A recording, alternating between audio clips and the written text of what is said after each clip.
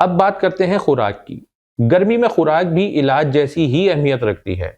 भारी और मुरगन ग़िज़ाएं, बहुत ज़्यादा तली हुई और मसालेदार चीज़ें ये जिस्म पर बोझ डालती हैं। बेहतर है कि हल्की, ताज़ा और पानी वाली ग़िज़ा इस्तेमाल की जाए। मसलन तरबूज, खरबूजा, खीरा, ककड़ी, लीमू पानी, दही, लस्सी, नारियल पानी, सलाद या मौसमी फल, सब्जियां, दाल, हल्का सालन, चावल या रोटी की मुनासिब मिकदार इस्तेमाल करें।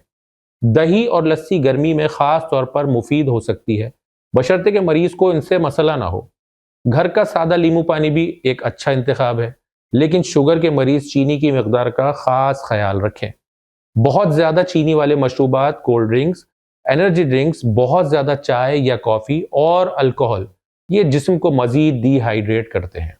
अगर पसीना ज़्यादा आ रहा हो, जिस्मानी मशक्क़त हो रही हो या कमज़ोरी महसूस हो रही हो, तो सिर्फ पानी नहीं बल्कि नमकियात का ख्याल भी रखना बहुत ज़रूरी है। ऐसी सूरत में ओआरएस या मुनासिब इलेक्ट्रोलाइट ड्रिंक ये मदद करते हैं।